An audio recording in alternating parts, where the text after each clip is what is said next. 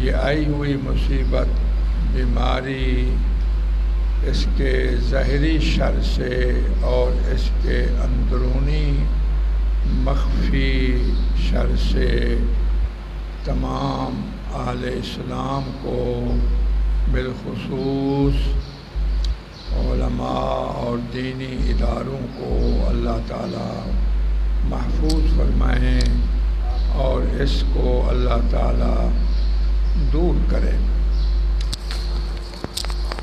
بہت بڑی پریشانی کے ایام ہیں، بہت بڑی تکلیف ہے۔ پوری انسانی تاریخ میں اس طرح کی مصیبت کا وہ سابق دور میں پوری انسانی تاریخ میں اس کی مثال نہیں ہے۔ عذاب آتے رہے مختلف، لیکن وہ ایسا نہیں آیا عذاب جو شرقاً غرباً جنوباً و شمالاً پورے کرۂ ارض پر ہو، ہاں سوائے سیدنا حضرت نوح علیہ السلام کے طوفان ماء، پانی کے طوفان والا واقعہ، وہ اس کی کچھ نظیر ہے۔ جہاں جہاں آبادی تھی وہاں پر پانی آیا۔ عمومی یہ عذاب حضرت نوح علیہ السلام کے دور پر اس کی تو ایک مثال ہے۔ اس کے علاوہ تاریخ میں اور قرآن مجید کے حوالوں سے جو بھی پچھلی قوموں پر عذاب آئے وہ مخصوص علاقے، مخصوص بستیوں پر آئے۔ قوم سمود پر آیا تو انہی کی بستیوں پر آیا، اس بستی کے علاوہ اور جگہ پر نہیں آیا۔ قوم لوط پر عذاب آیا، گرفت آئی تو اسی بستی پر آئی اور پر نہیں آئی۔ اہل مدین پر عذاب آیا تو اسی علاقے پر آیا۔ آئے ہائے، فرعونیوں پر عذاب آیا تو ان فرعونیوں پر آیا۔ بنی اسرائیل بچ گئے، معذبین کفار تھے جبکہ مومنین بچ گئے۔ آئے ہائے، یہ جو عذاب بیماری ہے یہ بلا امتیاز سب پر آ گئی،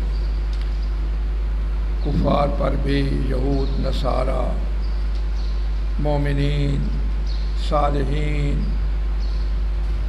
فاسقین۔ بڑی تکلیف دہ والی یہ صورت ہے۔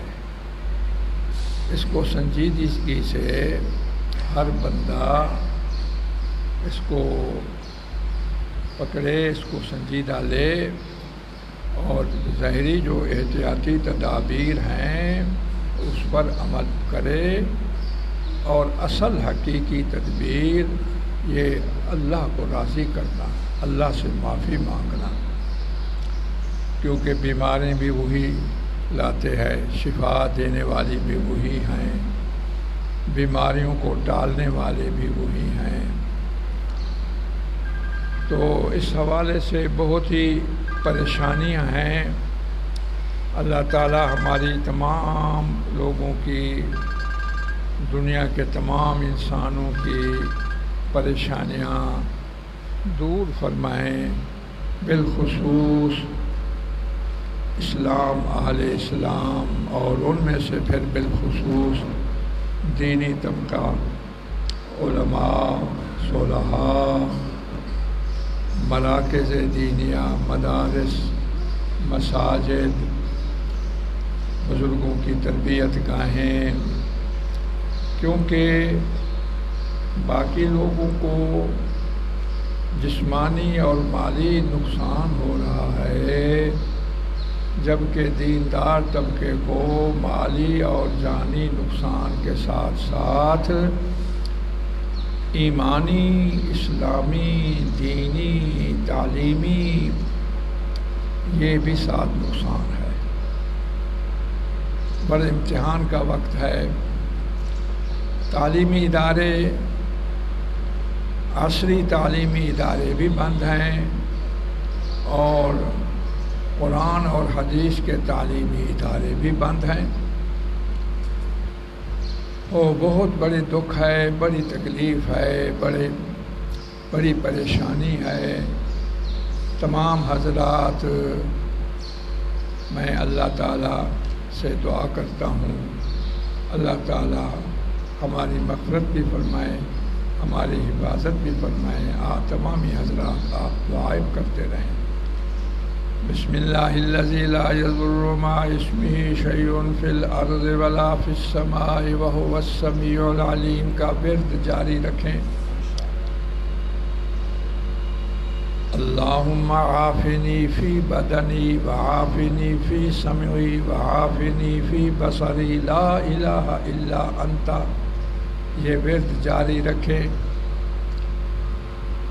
جب کسی کو ہاتھ ملانا ضروری ہو، بعض مرتبہ ضروری ہاتھ ملانا پڑتا ہے، اگرچہ ڈاکٹری ہدایات کے مطابق ہاتھ نہ ملایا جائے۔ اسی طرح جب کھانا اکٹھے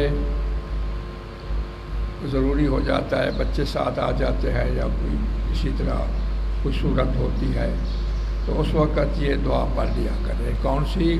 ابھی بتاتا ہوں۔ بسم اللہ ثقۃ باللہ و توکلا علی اللہ، ہاتھ ملاتے وقت، کھانا کسی کے ساتھ کھاتے وقت، بسم اللہ ثقۃ باللہ و توکلا علی اللہ۔ 2 رکعت نفل روزانہ پڑھیں، توبہ کی، استغفار کی، اور 2 رکعت پڑھیں حفاظت کی۔ یا سلام و یا حفیظ و دونوں لفظ ملا کر کے اکٹھے پڑھیں، 1 تسبیح صبح 1 شام، 4 نیتیں کر لیں، حفاظت ایمان، حفاظت جان و اولاد، حفاظت مال، حفاظت آخرت۔ یہ بزرگان دین کا بتایا ہوا وظیفہ ہے۔ حضور صلی اللہ علیہ وسلم کی مختلف دعائیں ہیں، وہ دعائیں پڑھا کریں۔ مناجات مقبول، حضرت اقدس حکیم الامت مجدد الملت حضرت اقدس حضرت مولانا اشرف علی تھانوی رحمۃ اللہ علیہ کی مناجات مقبول، روزانہ اس کا ورد رکھے۔ وہ معصورہ دعاؤں کو انہوں نے جمع کر دیا ہے، زیادہ سے زیادہ 10 منٹ لگیں گے۔ ایک دعا یہ بھی ہے، اللہم انا نسألک فجاءۃ الخیر، فا کے ساتھ، فجاءۃ الخیر ونعوذ بک من فجاءۃ الشر۔ کیسی دعا ہے حضور کا! اے اللہ، میں تجھ سے سوال کرتا ہوں اس خیر کا بھی جو خیر اچانک آ جاتی ہے۔ سبحان اللہ، میں محمد کی دعا۔ بعض مرتبہ خیر پوری طرح انسان اپنی تیاری کے ساتھ اس کو لے لیتا ہے، پکڑ لیتا ہے، تیاری کر لیتا ہے، حاصل کر لیتا ہے۔ کبھی بغیر کسی پیش کی اطلاع کے خیر آتی ہے، بندے کو پتہ نہیں چلتا۔ حضور نے ہمیں یہ سکھایا، اچانک خیر جو آنے والی ہے مانگو اللہ سے۔ وہ میرے محمد کیسے ہیں بابو؟ او دنیا والو، تم محمد کی طرف آ جاؤ، حضور کی طرف آ جاؤ، سب کچھ ملے گا تمہیں، سب کچھ ملے گا قسم بخدا۔ اللہم انا نسألک فجاءۃ الخیر ونعوذ بک من فجاءۃ الشر۔ میں پناہ مانگتا ہوں تیری اے اللہ، اچانک تکلیف، اچانک برائی کے آنے سے ناگہانی تکلیف آ جاتی ہے، بظاہر اس کا کچھ سبب نہیں ہوتا، اچانک ہائے ہائے ہائے جہاز نہیں گرا، جہاز والے بھی، اور جن چھتوں پر جن گھروں پر گرا اچانک نہیں آئی، دعائیں مانگے نا ہم بابو۔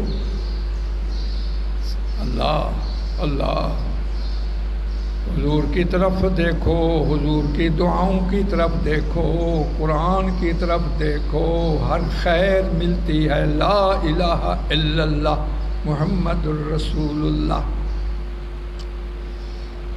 خود میرے آقا نے جب فرما دیا ما من خیر الا وقد امرتکم بہ وما من شر الا وقد نہیتکم عنہ۔ ما من خیر، خیر نکرہ ہے، علماء کو عرض کر رہا ہوں، میں ان کا شاگرد طالب علم ہونے کی حیثیت سے سبق سنا رہا ہوں۔ ما من خیر، خیر نکرہ ہے، اور نکرہ تحت النفی میں عموم قاعدہ ہوتا ہے۔ اب معنی کیا ہوگا؟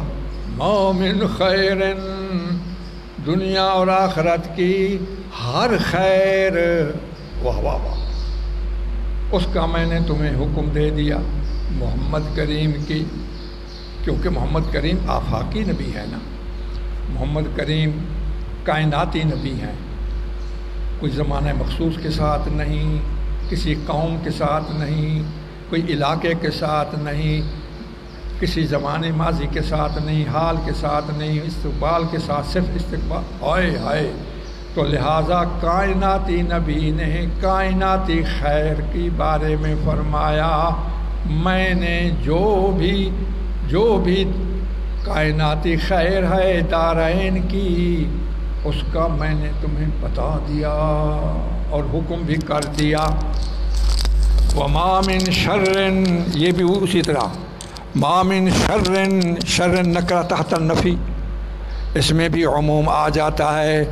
کوئی بھی برائی اور دکھ، کوئی بھی نقصان، چاہے وہ نقصان روحانی ہو یا جسمانی ہو، دنیاوی ہو، اخروی ہو، انفرادی ہو، اجتماعی ہو، معاشرتی ہو، خاندانی ہو، ہائے ہائے، جتنے بھی شر اور نقصان کی چیز ہو سکتی ہے، چھوٹی بڑی، ہر شر سے، ہر نقصان سے میں نے تمہیں آگاہ کر دیا اور منع بھی کر دیا۔ سبق پڑھتے ہیں جو وقت محمد کریم کی محبت اور اس کے ذکر اور اس کے تصور سے جو زندگی کا لمحہ گزرے، وہ مبارک جو لمحہ میرا اور تمہارا میرے محمد کریم کے عشق و محبت اور تذکرے سے گزرے، یوں نہ سمجھنا یہ محمد تو مخلوق ہے، اللہ کے بندے ہیں، تو غیر اللہ کے تصور میں یہ وقت گزرا۔ ارے محمد کا تذکرہ اللہ کا تذکرہ ہے، محمد کریم کی محبت اللہ کی محبت ہے، محمد کریم کا تصور اللہ کا تصور ہے، محمد کریم کی اطاعت اللہ کی اطاعت ہے، محمد کریم کی نافرمانی اور ناراضگی اللہ کی نافرمانی اور ناراضگی ہے۔ قسم خدا کی کھا کے، اور یہی عقیدہ ہے۔ اللہ کرے اسی عقیدے پر میری موت آئے تو میں کامیاب ہوں۔ لا الہ الا اللہ محمد الرسول اللہ۔ یہ رکوع ہم نے سورۃ الحشر کا تیسرا پڑھا، اس کی 7 آیتیں ہیں، اس میں 3 مضامین ہیں۔ پہلا مضامین اہل ایمان کو خطاب کر کے اعمال صالحہ و تقوی کی ترغیب اور اعمال سیئہ سے بچنے کی، اور اس پر تنبیہ، ایک مضمون۔ دوسرا عظمت قرآن، تیسرا مضمون اللہ تعالیٰ کی توحید ذاتی و صفاتی۔ یہ سورۃ الحشر کا تیسرا رکوع اور اس کی جو آخری 3 آیتیں ہیں، واللہ الذی لا الہ الا ہو سے، اس کو صبح 3 مرتبہ پڑھا کریں، شام کو بھی 3 مرتبہ سونے سے پہلے پڑھیں۔ سیدنا انس رضی اللہ تعالیٰ عنہ فرماتے ہیں محمد کریم نے فرمایا جو اس کو پڑھے گا اس کو بشارت ہے جنت کے یقینی داخلے کی۔ دیکھو کیسی، دیکھو یہ خیر کی بات تھی اور حضور نے بتا دی۔ اب پہلی آیت، یا ایھا الذین آمنوا اتقوا اللہ، اے ایمان لانے والو اللہ رب العزت سے ڈرو اور غور کرو کہ کل قیامت کے لیے تم نے کیا سامان بھیجا ہے جو مرنے کے بعد وہاں پہنچ کر تمہارے کام آئے گا۔ اگر نیکیاں بھیجی ہیں تو شکر گزاری میں مزید کوشاں رہنا چاہیے، اور اگر گناہ زیادہ ہیں توبہ و استغفار کرنی چاہیے۔ صرف اللہ تعالیٰ سے ڈرو، وہ تمہارے سب اعمال کو یقیناً خوب جانتا ہے جو تم اس دنیا میں کر رہے ہو۔ وَلَا تَكُونُوا كَالَّذِينَ نَسُوا اللَّهَ، مسلمانوں ان منافقین اور یہودیوں اور مشرکوں کی طرح نہ ہو جاؤ جنہوں نے اللہ تعالیٰ جو محسن حقیقی ہیں ان کو فراموش کر دیا ہے، جس کے نتیجے میں اللہ تعالیٰ نے انہیں اپنے پاس سے بے خبر اور فراموش کر دیا ہے۔ اب وہ گناہ کیے جاتے ہیں، توبہ نہیں کرتے کہ عذاب جہنم سے بچ جائیں۔ ایسے ہی لوگ فرما برداری سے باہر نکلے ہوئے ہیں، یہی حدود سے تجاوز کرنے والے لوگ ہیں۔ بڑی تنبیہ ہے اس میں، ہائے ہائے ہائے۔ اس آیت کے جملوں کو دیکھو کہ تم نے جب خدا کو بھلایا، خدا کے دین کو بھلایا، محمد کریم کی تعلیمات کو بھلایا، تو یہ نہ سمجھو ان کو بھلا دیا، بلکہ تم نے بے وقوفو تم نے اپنے آپ کو بھلا دیا۔ ہائے ہائے، اپنا نقصان کیا۔ کیسی بات ہے، اپنے پاؤں پر کلہاڑی ماری۔ یہ مشہور مثال ہے نا۔ اب دو قسم کے جماعتیں بن گئیں، ایک اتقوا اللہ والی جماعت کے حکم سے متقین، ایک ناسیین بھولنے والے، اللہ کو چھوڑنے والے، بھولنے والے، یہاں بھولنے سے مراد ہے چھوڑنا۔ دو قسم کی۔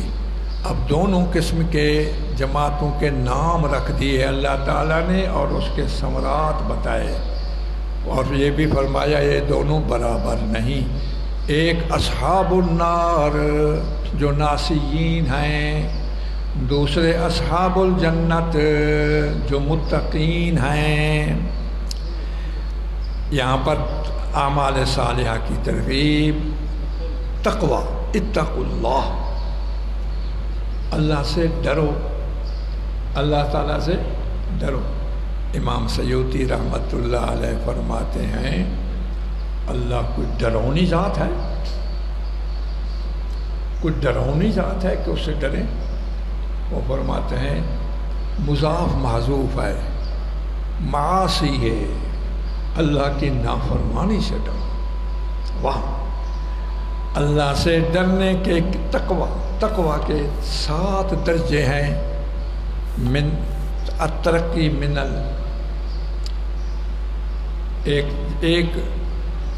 ایک حالت سے پھر دوسری حالت اور زیادہ، پھر اور زیادہ، پھر اور زیادہ، آخری درجے کا تقوی جو 7ویں نمبر پر، وہ اور پھر جب 7 تقوی درجے کے 7 آ جائیں جی، تو پھر سبحان اللہ وہ اللہ کا پھر دوست خاص بن جاتا ہے، وہ اللہ تعالیٰ کا ولی بن جاتا ہے، اور اولیاء اللہ کی شان ہے۔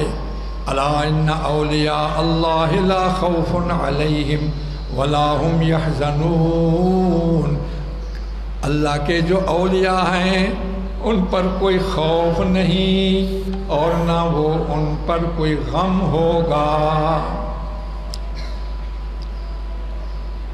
نہ ان پر خوف نہ ان پر غم، ان کے لیے کوئی غم۔ اللہ کے ولی، لیکن ولی کون ہے؟ کون ہے؟ الذین آمنوا وکانوا یتقون۔ دیکھا ولی کون ہے؟ جو ایمان لے آئیں۔ نمبر 2 وکانوا یتقون، اور متقی بن جائیں۔ لہم البشرا فی الحیات الدنیا، ان کے لیے خوشخبری حیات دنیا میں بھی ہے، وفی الآخرہ، اور آخرت میں بھی ہے۔ اولیاء اللہ کی بڑی شان ہے، کیوں؟ وہ متقی ہوتے ہیں۔ اور تقوی کے کتنے درجے ہیں بابو جی بتاؤ؟ ابھی بتایا میں نے، ہر سننے والوں کو کہہ رہا ہوں، ہر سننے والا میرا مخاطب ہے۔ آئے ہے تقوی کے درجے ہیں 7 درجے ہیں تقوی کے۔ پہلا درجہ،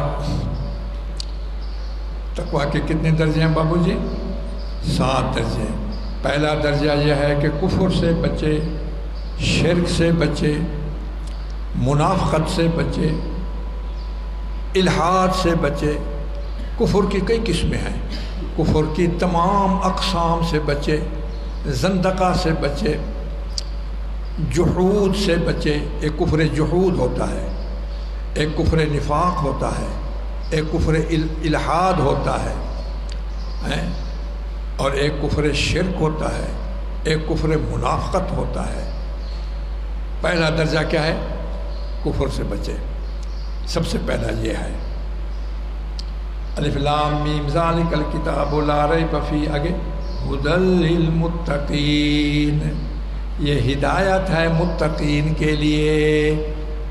امام سیوطی فرماتے ہیں عن الشرک والکفر، سیوطی سب کہو، میرے سننے والے سب کہو رحمہ اللہ تعالی۔ دوسرا درجہ تقوی کا کیا ہے؟ بدعت سے بچے، کفر تو نہیں کرتا، شرک نہیں کرتا، لیکن بدعتیں کرتا ہے، بدعت سے بچے، اب تقوی بنے گا۔ تیسرا درجہ گناہ کبیرہ سے بچے، بڑے گناہوں سے بچے، کبائر بہت ہیں، تقریباً 70 گناہ کبیرے ہیں، حدیث شریف میں آتا ہے 70 کبائر ہیں، ان میں سے 7 بڑے ہیں، حدیث شریف حضور نے گنتی کر کے بتایا۔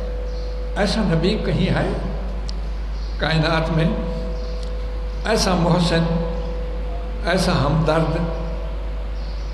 نہ کریں محبت حضور سے، کریں بابو۔ ایک چائے کی پیالی پلاتا ہے تو اس سے محبت ہوتی ہے، کوئی کپڑے کا جوڑا دیتا ہے اس سے محبت ہوتی ہے۔ محمد کریم نے ہمیں جہنم سے نکال کر کے جنت کی طرف لے آئے۔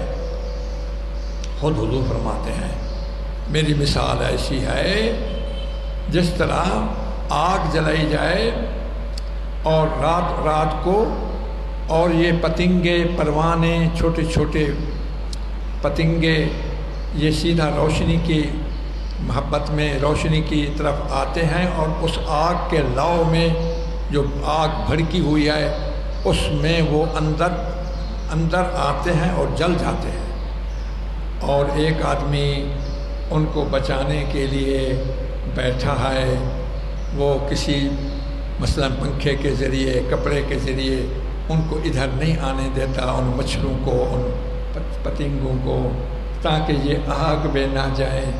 میرے محمد فرماتے ہیں جہنم کا لو ہے، جہنم کی آگ ہے، اور لوگ اپنی غلطیوں کی وجہ سے اس طرف جاتے ہیں، میں محمد ان کو کمروں سے پکڑ کر کے پیچھے نکالتا ہوں، پیچھے دھکیلتا ہوں۔ تو ایسا میرا محمد۔ بدعات سے بچیں، گناہ کبیرہ سے بچیں۔ چوتھا درجہ چھوٹے گناہ سے بھی بچیں۔ اور کچھ لوگ کہتے ہیں ہے تو چھوٹا سا گناہ، حضرت تھانوی رحمۃ اللہ علیہ فرماتے ہیں بعض مرتبہ چھوٹی سی چنگاری بھی بڑی عمارتوں کی اور بڑی کوٹھیوں اور بڑی چیزوں کی ہلاکت کا سبب بن جاتی ہے۔ چھوٹی سی چنگاری وہ بھڑک، بلکہ کئی مرتبہ آپ نے پڑھا ہوگا اخبار میں نے پڑھا ہے، بلکہ میں حوالہ بھی دیتا ہوں، مجھے یاد ہے چونکہ وہ ایک بزرگ خاندان کے فرد تھے، توسہ شریف کے سجادہ نشین، میں نام اب ہے مجھے، ممبر بھی قومی اسمبلی کے بنے تھے، وہ جل گئے تھے، وہ اندر سوئے ہوئے تھے، سگریٹ پیتے پیتے اس کا کوئی تھوڑی سی چنگاری نہیں بجھی، وہ سردیوں کا موسم تھا، وہ بسترے کو لگی، کمرے کو لگی، اندر اور کوئی نہیں تھا، اکیلے تھے، وہ آگ لگی اور اندر وہ جل گئے۔ آج سے 15 سال پہلے کی بات ہے، اور بھی واقعات ہیں۔ یہ بھی آپ کو عرض کر دوں، ہمارے نبی کریم صلی اللہ علیہ وسلم نے فرمایا جب تم رات کو سوو تو آگ کو بجھا کر کے سو۔ دیکھا یہاں بھی ہمیں ان کو کوتاہی ہوئی نا۔ اور یہ بھی فرمایا جتنے بھی برتن ہیں ان کو ڈھکنا دو، اور نہیں ڈھکنا نہیں، کپڑا دے دیں، یہ ٹوکری برتنوں والی، کوئی بڑا سا تھال اوپر رکھ دیں، بڑی سی چھاپڑی اوپر رکھ دیں، کوئی چٹائی کا ٹکڑا اوپر رکھ دیں۔ فرمایا کہ سال بھر میں ایک وبا پھیلتی ہے اور وہ وبا ان برتنوں میں آ جاتی ہے جو برتن بغیر ڈھکے ہوئے پڑے ہوں۔ اب دیکھو وباؤں کا ایک علاج یہ بھی ہے، تو حضور پاک نے تو ہمیں ہر بات بتائی نا بابو جی۔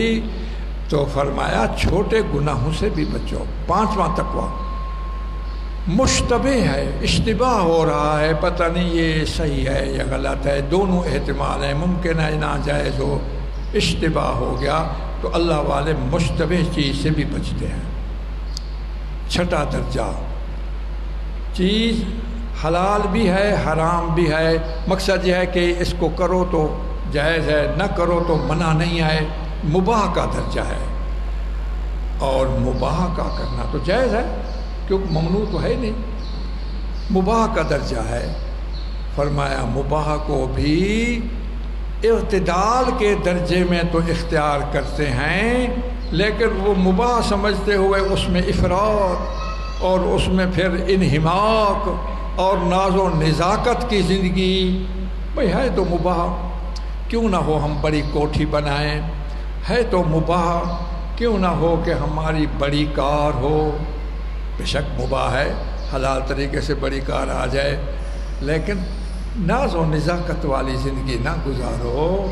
ہائے ہائے، اللہ والے موجود ہونے کے باوجود بھی سادگی زندگی گزارتے ہیں، اگرچہ ان کے پاس دولت کی فراوانی ہے لیکن تنعم سے بچتے ہیں۔ حضور صلی اللہ علیہ وسلم فرماتے ہیں ان عباد اللہ لیسوا بالمتنعمین، جو اللہ کے خاص بندے ہوتے ہیں وہ ناز و نزاکت والی زندگی نہیں گزارتے، بس پڑے رہے، بستر ہے، بڑے عجیب گدے ہیں، ایک گدا ہے، ایک بسترا ہے جو 2-3 ہزار میں آ جاتا ہے، اور ایک پلنگ گدا ایسا ہے جو 1,00,000 میں آتا ہے، تو نیند تو اس پر بھی پوری ہو جاتی ہے۔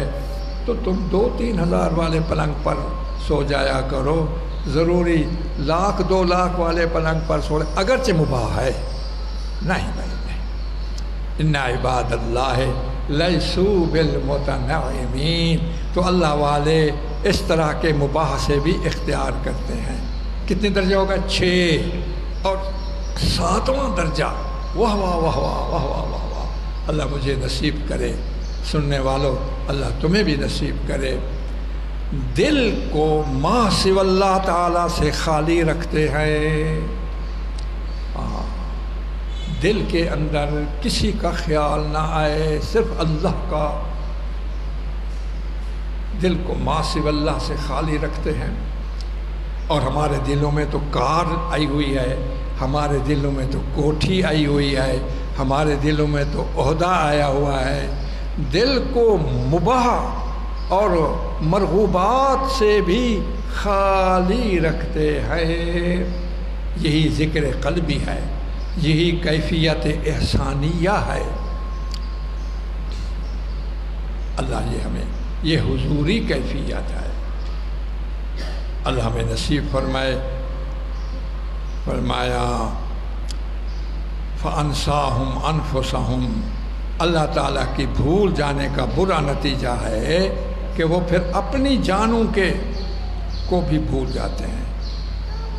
جو اللہ تعالیٰ سے اور اس کے احکام سے غافل ہوتے ہیں اس کا نتیجہ بد یہ نکلتا ہے کہ وہ اپنی جان کو بھی بلا بیٹھتا ہے، یعنی ان کی عقل ایسی ماری جاتی ہے کہ خود اپنے نفع حقیقی کو نہ سمجھا نہ حاصل کیا۔ اسی لیے تو اللہ والے یاد الہی کا عمل اپنے متبعین کو جاری کراتے ہیں۔ آدمی جب اللہ کے یاد میں رہے تو جب اللہ کی یاد میں رہے گا تو اپنے آپ کو بھی نقصان سے بچائے گا اپنے آپ۔ اللہ اکبر۔ وہ سورت اعراف کی دیکھو آخری آیت ہے کہ اللہ والے وہ ہوتے ہیں، ملا ایک دوسری ہے اس میں ہے، سورت آل عمران میں ہے، سورت اعراف میں بھی ہے۔ سورت اعراف کی آیت یاد آ گئی، والذین اذا فعلوا فاحشۃ او ظلموا انفسهم ذکروا اللہ۔ بھائی وہ نام سپارے دی سورت مقدی پہ نا اعراف، جلدی کرو کھول کے آؤ، اگر سورت انفال شروع سنی بھی ہے، وہ اس سے بھی زیادہ میرے اس وقت موضوع کے اعتبار سے وہ زیادہ۔ پہلے یہ آیت سناتا ہوں، والذین اذا فعلوا فاحشۃ او ظلموا انفسهم۔ کچھ وہ لوگ ہیں جو فحش کام کی ان کو ترغیب ہوتی ہے، خیال ہوتا ہے، او ظلموا انفسهم، یا اسی طرح اپنے آپ کو نقصان دینے کی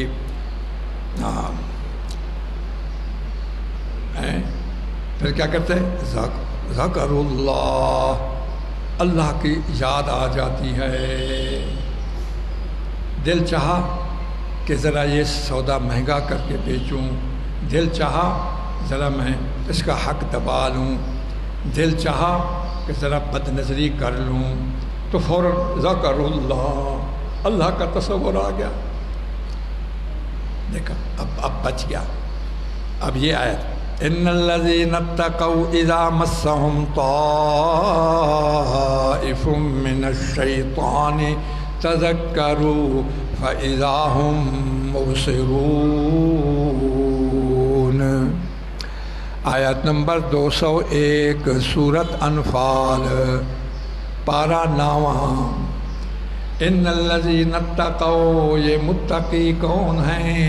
جب ان کو شیطان کا کوئی حصہ ان کو چھونے لگتا ہے، یعنی اس کا اثر شیطان کا اس کو آنے لگتا ہے، بس جو ہی شیطان کا اثر آیا تذکروا، وہ اللہ کے یاد میں آ گئے، اللہ کا تصور سامنے آ گیا، فَإِذَا هُمْ مبصرون۔ اذا مفاجاتیہ فوری، اور فات آتا ہے تاکید کے لیے، یعنی پچھلے فعل کے ساتھ بغیر کسی وقفے کے فوراً وہ آنکھوں والے ہو جاتے ہیں، مبصر ہو جاتے ہیں، یعنی ہوشیار ہو کر کے اس شیطانی مشورے سے بچ جاتے ہیں۔ آگے فرمایا وَإِخْوَانُهُمْ يَمُدُّونَهُمْ فِي الْغَيِّ، اور جو ان شیاطین کے بھائی بن گئے، متقی بھائی تو نہیں بنے، البتہ اثرات آ جاتے ہیں، کیونکہ آخر انسان کے اندر یہ چیز رکھی ہوئی تو ہے، لیکن دوسرے وَإِخْوَانُهُمْ، اور جو ان کے بھائی ہیں شیطان کے بھائی بن گئے، تو وہ شیطانی خیالات جب آئے، گناہ کے خیالات آئے، تو وہ خدا کی یاد ان کو دل میں نہیں آتی، یا مدونہم، وہ شیطان ان کو کھینچ کر کے لے جاتے ہیں فی الغی، گمراہی کے گڑھے میں۔ ہائے ہائے ہائے ہائے اللہ، تو فرمایا جو شخص اپنے اللہ کو بھلا دیتا ہے، وہ سورت الحدید نکالو آخری حصہ، جو اللہ کو بھلا دیتا ہے در حقیقت وہ اپنے آپ کو بھلا دیا اس نے۔ ارے تو اپنا ہی دشمن بن گیا بے وقوف۔ خدا تو غنی ہے، اللہ کو تو کوئی قرض نہیں. اللہ اکبر کبیرہ. ہاں، استحوذ علیہم الشیطان فانساہم ذکر اللہ. شیطان نے ان کو قابو کر لیا.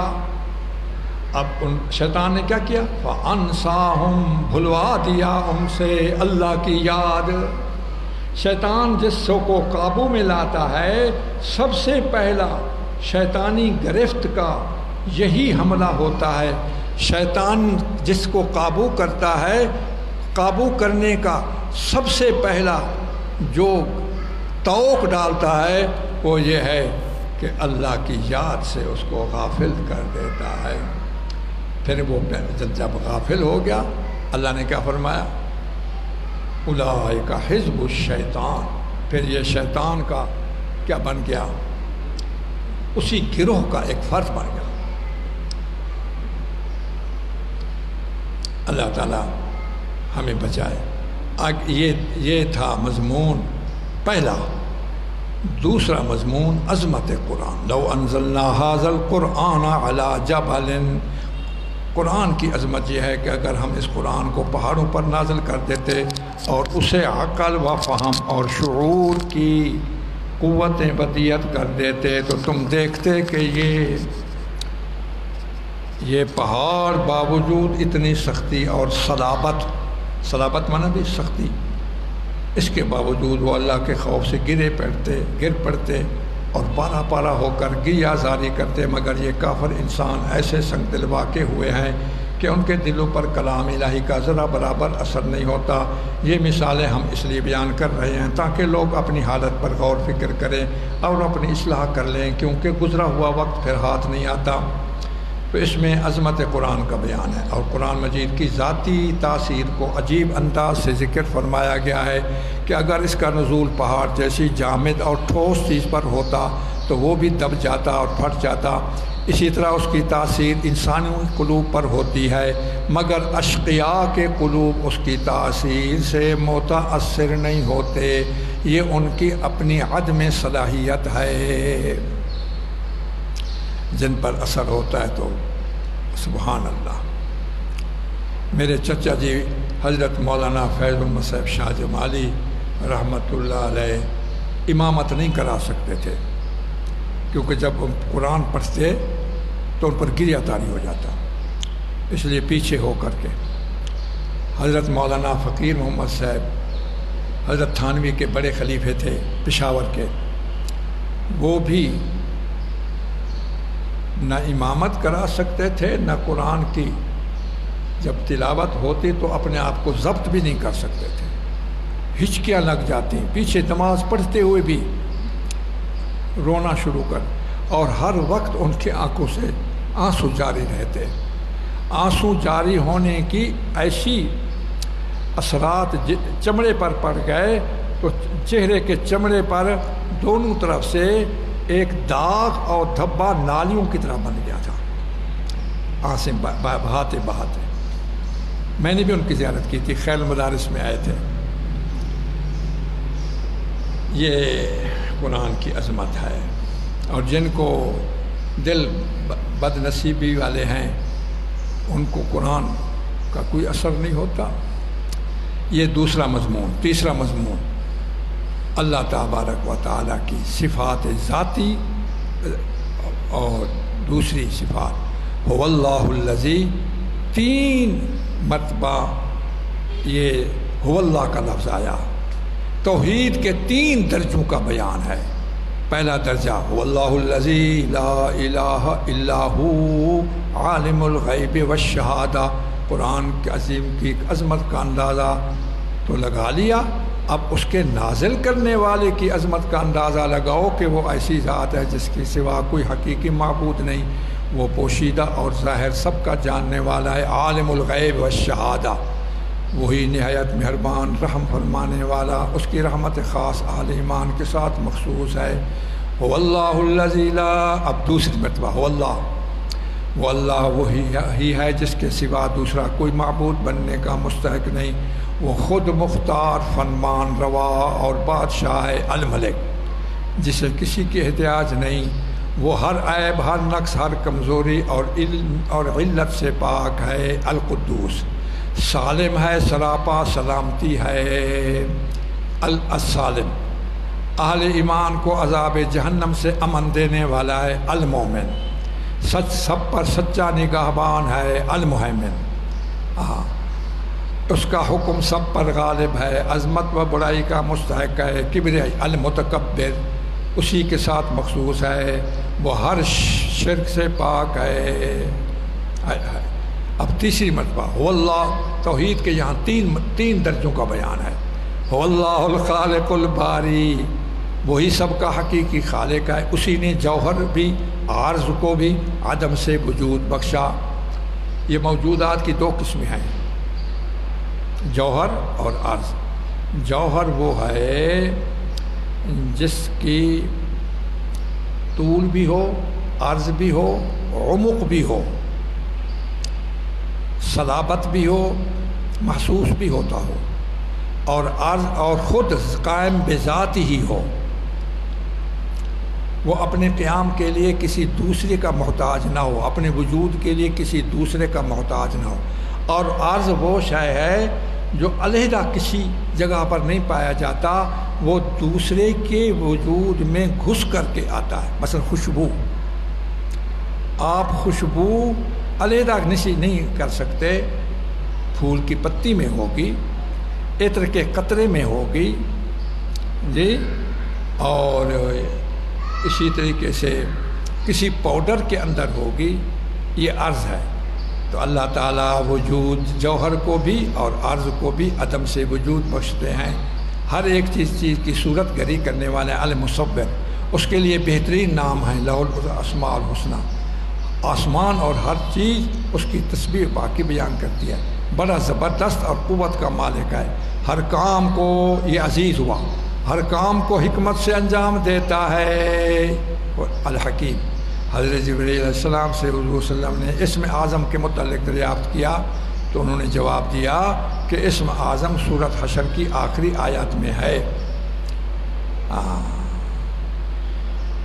حدیث پاک میں ہے اسماء حسنہ، یہاں پر تو کچھ اسماء ہیں، حدیث پاک میں 100 اسماء حسنہ حضور نے بیان فرمائے، اور حضور پاک فرماتے ہیں جو اسماء حسنہ کو پڑھے اور ورد رکھے اس کے لیے بہت ہی فضیلت آئی ہے۔ اب ہم تحت اللفظ ترجمہ کر رہے ہیں۔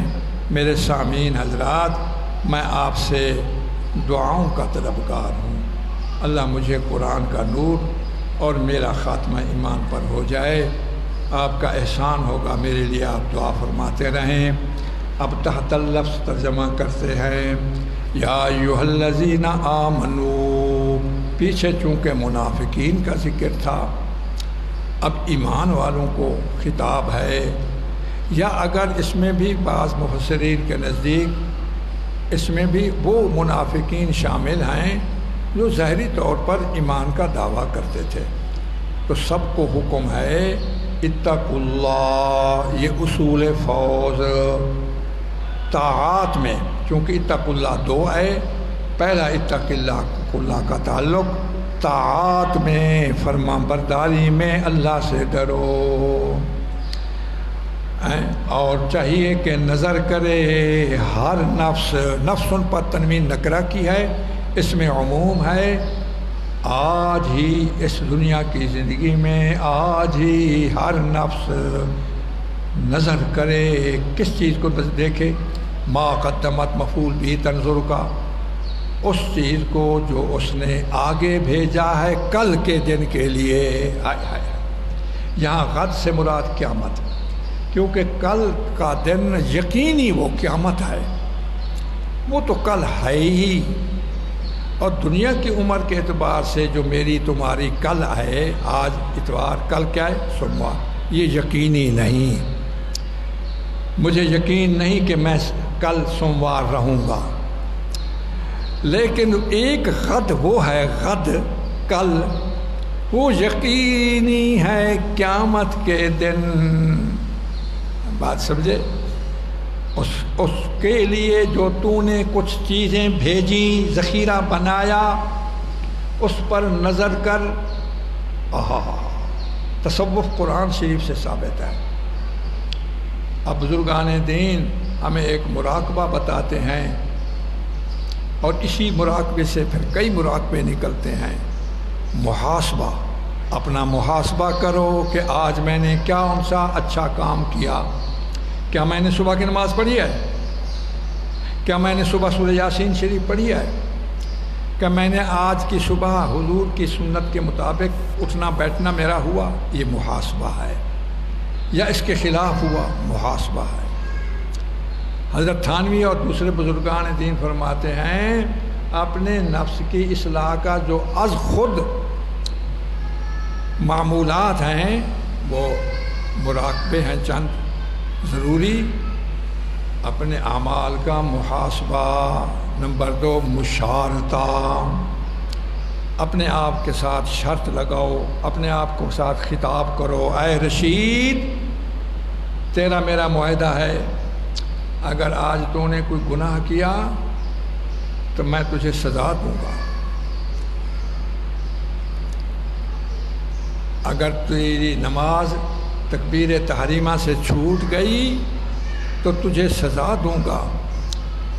اب سزا کیا دے؟ کہتے ہیں ایسی سزا ہو جو اس پر اثر ہونا۔ اگر ہے غریب آدمی وہ سزا اپنے کو دے مالی، جو تغاری اٹھا کر کے مزدوری کرتا ہے تو وہ پیسہ کیسے نکالے بیچارہ، لہذا تیرے اوپر لازم ہے 100 روپیہ تو صدقہ کر، اس کے لیے 100 روپیہ نکالنا مشکل ہوگا۔ امیر نا، امیر تو 100 روپے کی کلفی کھاوے دے، وہ کیا ہے چلو نماز نہیں سی پڑھتے پہلے تو 100 روپے دے سوچا، اس کے لیے پھر مشارطہ، اور یہ مشارطہ تو پہلے طے شدہ ہے، اب معاقبہ ہوا یعنی سزا دینا۔ اب یہ تیسری بات معاقبہ، اس کے لیے سزا یہ ہے کہ تو اٹھی کریں مسیت وچ آ اتے 10 رکعتاں پڑھ۔ یہ پھنڈر تو گھروں نکلتا نہیں، یہ بڑا آدمی، یہ چودھری، ایک گودا، یہ تو پھنڈر ہے ستا پائے اے سی والے کمرے وچ، تو یہ واسطے سزا وڈی ہے۔ مسجد بھی اوبا ہوئے جی اے سی والی نہ ہوئے، حاجی عبدالرشید پتافی دے پمپ والی مسجد ہو گئے، اتنے ونجے تے گرمی لگتی ہے، پچھے ہی دا نفس چیخ سی، وہ یار میں ٹھیک ہے محلے والے مسجد وچ نماز پڑھا تے ہن اے جڑی تکلیف میں کچاونی پہ گیا۔ واہ میرے اللہ، یہ اصلاح، جس کو آخرت کی فکر ہے وہ اپنی ان سزاؤں پر عمل کرنا اس کو لیے وہ گوارا ہو جاتا ہے۔ کیا حضرت ابو لبابہ نے اپنے آپ کو ستون سے نہیں باندھا تھا؟ یہ اسی سے استدلال ہو رہا ہے۔ یہ معاقبہ، پہلا کیا ہوا؟ محاسبہ، دوسرا کیا ہوا؟ مشارطہ، تیسرا کیا ہوا؟ معاقبہ۔ آدمی اگر آخرت کیا اس کے نقصان سے بچنے کی جس کو فکر ہے وہ بھی پھر یہ کام کرتا ہے۔ یہ سب کچھ والتنظر میں آیا۔ چاہیے کہ دیکھے ہر نفس اس چیز کو جو اس نے آگے بھیجا، قیامت کے دن کے لیے آخرت کا ذخیرہ بنانا ضروری ہے، اور ہر عمل کو محفوظ ہو رہا ہے۔ اب میں سبق پڑھ رہا ہوں، یہ عمل میرا محفوظ ہے، اگر خدا نخواستہ کوئی غلطی گناہ ہو گئی یہ بھی عمل محذوف ہے، یہ محفوظ ہے، دائیں بائیں فرشتے لکھ رہے ہیں، ریکارڈ تیار ہو رہا ہے، سب ما قدمت لغد میں آیا۔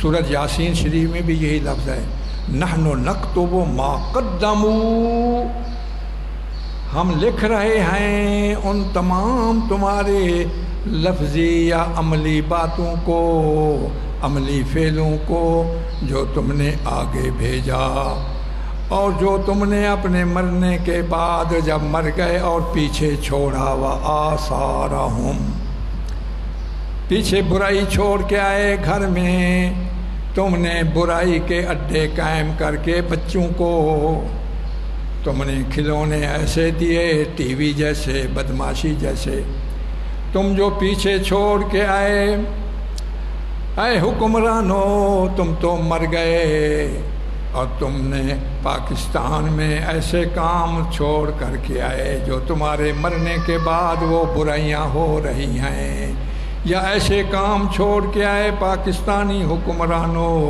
جو اچھائیاں ہو رہی ہیں۔ بھٹو صاحب نے کام چھوڑ کر کے چلے گئے، اسمبلی میں قادیانیوں کو غیر مسلم اقلیت قرار دے کر کے آئے، وآثارہم، ہم نے لکھ لیا تمہارے آگے والے کاموں کو بھی، اور جو تم نے پیچھے چھوڑ کر کے آئے ان کاموں کو بھی ہم نے لکھ لیا۔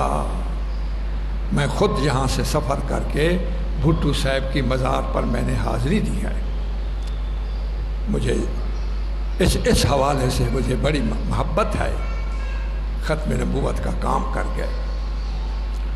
اور جن بدبختوں نے نقصان کیا یا آج بھی وہ بدبخت موجود ہیں، جن کی حکومتیں پہلے ہوئی وہ زندہ ہیں یا مر گئے، یا آج بھی وہ موجود ہیں جو کوشش میں لگے ہوئے ہیں اسلام کے اس ملک میں ایسی طریقے سے وہ کوئی قانون بنائیں جس سے نقصان ہو دینی عقائد کو، جس سے نقصان ہو دینی مدارس کو۔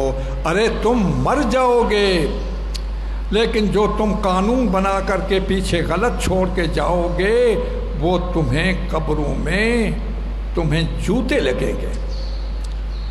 بے غیرت بے حیا حکمرانوں، گدھے نہ بنو، اپنا نقصان نہ کرو، قوم کا تو نقصان کر رہے ہو، اپنا نقصان زیادہ کر رہے ہو۔ اللہ اس حکومت کو بچائے، ہم اس کے خیر خواہ ہیں، ان نقصانوں سے بچائے۔ میں ان کی تنقید نہیں کہہ رہا، اور کسی چیز پر ان پر ماشاءاللہ اب تو دیکھو پنجاب اسمبلی میں کیسا قانون پاس کیا گیا، ماشاءاللہ قادیانیوں کو بھی ایک کمیشن میں اندر گھسنے سے ہماری حکومت نے، ہمارے عدلیہ نے ان کو خارج کیا، یہ ان کا اچھا کارنامہ ہے۔ اور جب یہ وفات پائیں گے میں ان کو مبارک دیتا ہوں، جب تم وفات پاؤ گے انشاءاللہ تمہاری قبر بھی اچھی، آخرت بھی اچھی، انشاءاللہ تمہیں حضور کی شفاعت نصیب ہوگی۔ دیکھو بھائی، وَلْتَنْظُرْ نَفْسٌ مَّا قَدَّمَتْ لِغَدْ، غد ذخیرہ آخرت۔ آپ کو ایک عربی کا شعر سناتا ہوں۔ دار الخلود مقاماً دار آخرت، ان الاقامت فی الدنیا الی اجلی، ہمیشہ رہنے کا گھر تو آخرت کا گھر ہے، اور دنیا میں جو اقامت ہے وہ تو کچھ متعین وقت کے لیے ہے۔ بادر الی صالح الاعمال مجتہدا، فالنجح فی الجہد والحرمان فی الکسل، اے مخاطب بادر سبقت کر بڑھ صالح اعمال کی طرف، مجتہداً کوشش کر کے، کیونکہ کامیابی فی الجہد کوشش کرنے میں ہے، والحرمان فی الکسل سست رہنا یہ محرومی کی علامت ہے۔ خوش نصیب ہیں جن کو آخرت کی فکر ہے، جو آخرت کا ذخیرہ بنا جاتے ہیں۔ حضرت جنید بغدادی رحمۃ اللہ علیہ کا تو نام سنا ہے نا، وفات پا گئے، کسی نے ان کو خواب میں دیکھا، اور خواب نیک لوگوں کو سچے آتے ہیں، اور سچے خواب نبوت کا ایک حصہ ہے، خود حدیث شریف میں آتا ہے۔ ہمارے نبی کریم صلی اللہ علیہ وسلم کی بی بی عائشہ فرماتے ہیں، ابتدا جو نبوت کی جو آپ کے زبان مبارک سے اظہار کرائی گئی، وہ اس وحی آنے سے پہلے الرؤیا صالحہ، حضور کو سچے خواب آنے شروع ہو گئے تھے۔ تو سچے خواب آنے، سچے خوابوں کا یہ ایک وحی کا ایک ابتدائی اور وحی کا اور نبوت کا ایک حصہ ہے، اور جو ہے باقی نبوت کے جو اجزاء ہیں وہ تو حضور خاتم النبیین ہیں، لیکن رویا صالحہ اس امت کے متقین کو ملتے رہتے ہیں، سچے خواب۔ ہائے ہائے، حضرت جنید بغدادی کو کسی نے دیکھا، اللہ والے نے، اور پوچھ لیا کہ مرنے کے بعد کیا حالت ہے؟ انہوں نے کہا الحمدللہ، اللہ راضی ہو گئے ہیں۔ اللہ تعالیٰ کے ہاں جب میں پہنچا، اللہ تعالیٰ نے فرمایا آخرت کے لیے کیا کما کے لائے ہو؟ میں نے اپنے وہ اعمال پیش کیے، سارے کچھ تصنیفات پیش کیں جو لکھی گئیں کتابیں نیک۔ حضرت فرماتے ہیں پھر مجھے اللہ تعالیٰ نے فرمایا باقی اعمال تو اپنی جگہ، مجھے تو تیری وہ چھوٹی چھوٹی رکعتیں، اللہ مجھے تو وہ تیری چھوٹی چھوٹی رکعتیں جو فی جوف اللیل، رات کے آدھی رات کو کھڑے ہو کر کے اٹھ کر کے تو چھوٹی چھوٹی رکعتیں، چھوٹی میں نے معنی جو کیا نا وہ اسی لفظ میں ہے، رکعات، اسم تصغیر کا صیغہ، رکعات فی جوف، رکعاتوں کا فی جوف اللیل، تیری وہ چھوٹی چھوٹی رکعتیں جو رات کی تاریکی میں تو پڑھتا تھا، مجھے تو وہ بڑی پسند ہے، جا میں نے تجھے بخش دیا۔ ذخیرہ تھا نا، بخشش مل گئی۔ ہاں ہم بنائیں ذخیرہ نہ بنائیں؟ ارے حکومت والو تم بھی ذخیرہ بنا لو، ارے بڑے اونچے اشرافیہ طبقے والو تم بھی بنا لو، مساکین فقراء علماء صلحاء تم بھی بنا لو، اے ایمان والو تم بھی بنا لو، اللہ مجھے بھی توفیق دے میں بھی آخرت کا ذخیرہ بنا لوں۔ حضرت عمر بن عبدالعزیز جب ان کے جو پہلے خلیفہ تھے غالباً ملک سلیمان تھے، تو وہ ان کی چونکہ لشکر میں تھے، ماتحت تھے، تو ایک مرتبہ لشکر کا حکم ہوا خود بھی کہ اس علاقے سے کوچ کریں، خیمے بھی ساتھ ہوتے تھے، پڑاؤ ڈالیں، پڑاؤ ڈالا، راستے میں کہیں جانا تھا، کہیں دور جنگل میں پھر رات گزارنی تھی، ہر ایک کے اپنے اپنے خیمے تھے۔ حضرت عمر بن عبدالعزیز کا خیمہ کسی وجہ سے وہ ساتھ نہیں لا سکے، تو ہر ایک نے اپنے اپنے خیمے گاڑے اور اس میں وہ اندر چلے گئے اور رات کو سونے لگ گئے۔ حضرت عمر بن عبدالعزیز کا کوئی خیمہ نہیں تھا، اب وہ دوسرے خیمے میں کیسے گھسیں؟ رات آدھی رات کچھ حصہ گزر گیا، سلیمان خلیفہ کو غالباً وہ ملک سلیمان تھا، سلیمان بن عبد الملک تھا، اس کو پھر خیال آیا کہ عبدالعزیز وہ جو ہے عمر کہاں ہے، عمر کہاں ہے؟ تو عمر کو ڈھونڈتے ڈھونڈتے دیکھا کسی اس خیمے والے جو تھا نا وہ علاقہ، وہ کہیں دور کسی درخت کے نیچے زار و زار رو رہے ہیں۔ ان کو پھر لایا گیا، تو کیوں رو رہا ہے؟ کہنے لگے مجھے آخرت کا ذخیرہ یاد آ گیا، جس طرح یہاں رہنے کے لیے ہر ایک کے پاس یہاں کا ذخیرہ تھا، خیمے، تو ان کو آرام ملا، میرے پاس جب یہاں خیمہ نہیں تھا تو مجھے آرام نہیں ملا، یہی حالت تو آخرت میں ہوگی، جس کے لیے ذخیرہ ہوگا ان کو آرام ملے گا، جس کے لیے ذخیرہ نہیں ہوگا اس کو آرام۔ میں اس وجہ سے رو رہا ہوں۔ اللہ والوں کو یہ فکر ہوتی ہے، اللہ والوں کو یہ فکر ہوتی ہے۔ میرے والد صاحب رحمۃ اللہ علیہ دیوبند کے اور فاضل تھے، حضرت مدنی کے خلیفہ تھے، خیر المدارس جیسے بڑے مدرسوں سے پیشکش آئی صدر مدرسین کے لیے، مولانا عبدالرحمن کامل پوری رحمۃ اللہ علیہ پہلے صدر مدرس تھے، وہ چلے گئے، اب صدر مدرسی کی جگہ خالی تھی، تو مجھے خود بتایا تھا بابا غلام مصطفیٰ صاحب بڑے عالم تھے کہ مجھے حضرت مولانا خیر محمد صاحب نے مجھے اور اپنے بیٹے بڑے بیٹے حضرت مولانا محمد شریف جو مولانا حنیف صاحب دامت برکاتہم کے والد تھے، ہم دونوں کو بھیجا، ہم ڈھونڈتے ڈھونڈتے تمہاری بستی میں آئے تھے اور بڑی مشقت سے آئے تھے، غالباً ایسے یاد پڑتا ہے، پھر کوٹ چھٹے سے ہم پیدل آئے تھے کہ مولانا خیر محمد صاحب تمہیں یہ پیشکش کر رہے ہیں خیر المدارس کے صدر مدرس، بڑی پیشکش ہوتی ہے صدر مدرس، صدارت، اور والد صاحب یہاں فاقوں میں رہتے تھے، مجھے بھی یاد ہے، گھر میں فاقے ہوتے تھے، سوکھی روٹی کا گندم کا آٹا بھی ہمارے گھر میں کبھی ایسا نہیں ہوتا تھا، اور مکئی کے دانے بھون کر کے ہم کھاتے تھے۔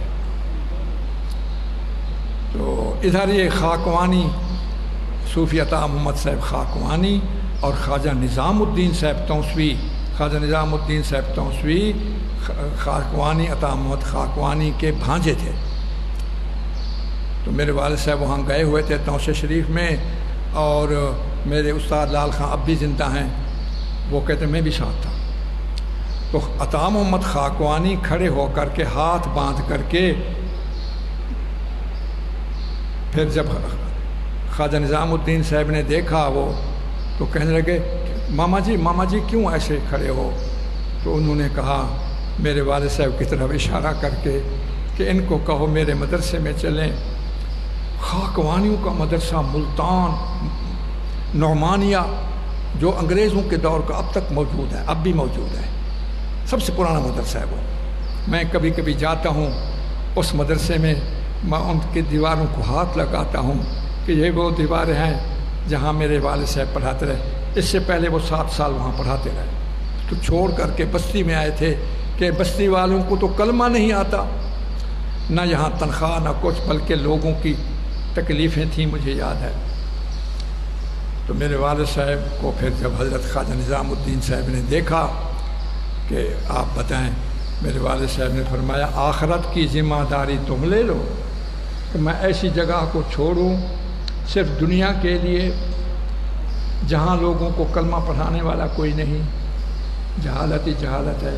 ایک ویران مسجد کو آباد کیا تھا، اس میں کتیاں رہتی تھیں اور گدھے رہتے تھے، بالکل ویران تھی، اندر ان کی لید وغیرہ ان کی گندگی ہوتی تھی، اس کو صاف کیا والد صاحب نے، چھوٹی سی مسجد تھی اور بھوک بھی تھی۔ اب دیکھو ترجیح کس کو دے رہے ہیں میرے والد صاحب؟ آخرت کو، ورنہ آج میں کہتا ہوں خاکوانیوں کے ان کی پھر نوازشات مجھ پر بھی ہوتی، میں بھی بڑا صاحبزادہ ہوتا پھر، لیکن الحمدللہ میرے اللہ تعالیٰ نے میرے والد صاحب کو دنیا سے بچایا اور آخرت کا ذخیرہ ان کو مل گیا۔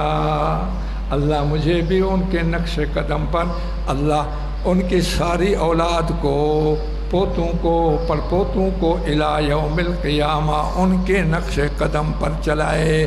ایک مرتبہ استاد حافظ لال خان سے فرماتے ہیں کہ باہر آئے گھر سے اور آنکھیں ڈبڈبائی ہوئی تھیں آنسوں سے، اداسی سے، کہنے لگے لالا فاقہ ہے، گھر میں کچھ نہیں ہے، گندم تو پہلے ختم ہو گئی، مکئی کے دانے بھی اب نہیں ہیں، لال کیا کریں؟ چھوڑوں؟ پھر چھوڑا میں مسجد، ایک جہاں چھوڑا ونجا پیشکشاں تاندہ پہن۔ پھر تھوڑی دیر کے بعد فرمایا لال اللہ کے ہاں پھر کیا ہوگا؟ پھر شعر پڑھا سیدنا علی رضی اللہ تعالیٰ عنہ کا، میرے والد صاحب نے، مجھے یاد نہیں، مجھے پتہ نہیں یہ بات اس بات کی، یہ استاد حافظ لال خان صاحب زندہ ہیں، 100 سال کی عمر کے ہیں، ان سے پوچھو۔ حضرت علی کا شعر پڑھا،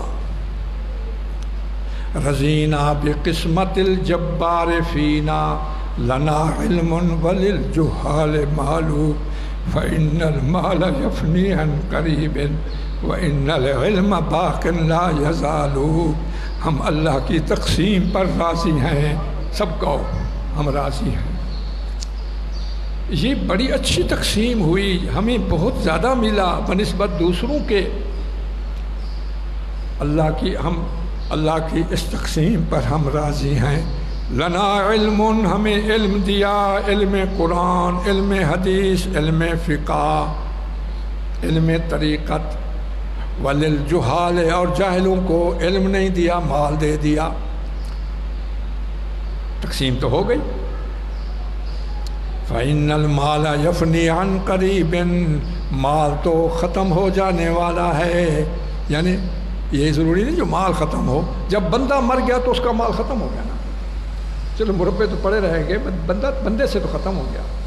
فإن المال يفني عن قریب وإن العلم باق لا يزال، علم باقی ہے، ہمیشہ رہے گا۔ اللہ والوں کی شان ایسی ہوتا ہے، اللہ کرے کچھ اس شان کا کچھ حصہ تو ہمیں مل جائے۔ دل سے کہہ رہا ہوں دنیا کو، دنیا دوں، میرے محمد کریم فرماتے ہیں، ایک حدیث یاد آ گئی، الحمدللہ۔ دو لفظ ہیں چھوٹے چھوٹے، لیکن یہ بڑے سمندروں کی وسعت سے بھی اس دو لفظوں کی وسعت زیادہ ہے۔ حضور فرماتے ہیں لنا یوم ولنا فیہ صوم، بس یہ لفظ ہے، لنا یوم ولنا فیہ صوم، ہمیں ایک دن ملا ہے، یہ پوری زندگی ایک دن ہے، ہمیں ایک دن ملا ہے، چاہے 70 سال والا ہو، چاہے 60 سال والا ہو، چاہے 100 سال والا ہو، یہ پوری زندگی ایک دن ہے مجموعی طور پر، اور ایک دن میں ہم نے روزہ رکھنا ہے۔ یہ زندگی میں روزہ رکھو، روزے میں یہی ہے کہ بچو، یہ نہ کھاؤ، یہ نہ پیو، یہ نہ کرو، یہ نہ کرو، یہ نہ کرو، یہ زندگی روزے کی شکل میں ہو جائے، تمام منہیات سے بچیں، تمام ممنوعات سے بچیں، پھر افطاری آئے گی، موت کے وقت افطاری، اللہ پاک کی زیارت۔ یہ افطاری کیسی عجیب ہے۔ فرمایا اے ایمان والو ڈرو تم اللہ تعالیٰ سے، ولتنظر، چاہیے کہ ہر آدمی دیکھے جو کچھ کہ اس نے آگے بھیجا، کل کے دن آگے بھیجے۔ پھر دوبارہ فرمایا واتقوا اللہ، ڈرو اللہ تعالیٰ سے، بے شک اللہ تعالیٰ خبیر ہیں جو تم عمل کرتے۔ یہ بڑی عجیب بات ہے، عمل کر رہے ہو، اگو ای عمل دی چیکنگ تھی ہونی ہے، کھوٹا نہ ہوئے، مال کو اگو چیکنگ کرے سن، عمل میں کھوٹا پن نہ آئے۔ عمل جو مقبول ہے عند اللہ، وہ کون سا عمل ہے؟ عمل جو مقبول ہے عند اللہ وہ کون سا عمل ہے؟ فرمایا وہ عمل وہ ہے جو شرک سے پاک ہو، جو بدعت سے پاک ہو، جو ریاکاری سے پاک ہو۔ عمل مقبول وہ ہے جس میں عقیدہ صحیح ہو، اور جو بے طریق سنت ہو، اور جو ریا والا نہ ہو۔ وَلَا تَكُونُوا كَالَّذِينَ، نہ ہو تم مثل ان لوگوں کے جنہوں نے بھلا دیا اللہ تعالیٰ کو۔ بھلانے کا مطلب یہ ہے کہ اللہ تعالیٰ کے احکام کو چھوڑ دیا، پس اس نے بھلوا دیا۔ انسا باب افعال، اس میں متعدی معنی، خود اللہ نے ان کو اپنی جانوں سے بھلوا دیا، یعنی کیا مطلب؟ ان کی صلاحیت سلب ہو گئی، صلاحیت سلب، اب ان کو اچھائی کی طرف رغبت نہیں ہوتی، برائی سے نفرت نہیں ہوتی، تو اپنے نفسوں کو بھلا دیا۔ اولئک هم الفاسقون، یہ فاسق ہیں۔ اب ان دو آیتوں میں دو طبقوں کا ذکر ہوا، ایک اتقوا اللہ والے، ایک ناسیین، نسیان والے، ان کو فاسق کہا۔ اب ان دو طبقوں کے پھر دو نام ہو گئے، ایک اصحاب النار، ایک اصحاب الجنہ۔ یہ دونوں برابر نہیں ہو سکتے، نہیں برابر ہو سکتے اصحاب النار جہنم والے اور جنت والے۔ کیوں؟ اس کا پھر ثمرہ کیا ہے؟ اصحاب الجنت، جنت والے وہ کامیاب ہیں۔ لو انزلنا، اگر ہم نازل کرتے اس قرآن کو، علی جبل، پہاڑ پر، لرأیتہ، تو دیکھتا اس اے مخاطب اس پہاڑ کو، خاشعاً دب جانے والا، متصدعاً پھٹنے والا، سبب من سببیہ، بسبب خشیت اللہ تعالیٰ کے۔ یہ مثالیں ہم بیان کرتے ہیں، ان مثالوں کو للناس کی لام نفع کی انسانوں کے نفع کے لیے، تاکہ وہ غور و فکر کریں۔ ہاں، تفسیر عثمانی میں غالباً شیخ الہند کے یہ اردو کے اشعار لکھے ہیں: سنتے سنتے نغمہائے بدعت کو کان بہرے ہو گئے، دل بد مزہ ہونے کو ہے، آؤ ہم سنوائیں تمہیں وہ نغمہ مشروع بھی، پارا جس کے لحن سے طور ہدا ہونے کو ہے۔ حیف اگر تاثیر اس کی تیرے دل پر کچھ نہ ہو، حیف افسوس اگر تاثیر اس قرآن کی تیرے دل پر کچھ نہ ہو، کوہ پہاڑ، کوہ جس سے خاشعاً متصدعاً ہونے کو ہے۔ قرآن ہو پھر تاثیر نہ ہو۔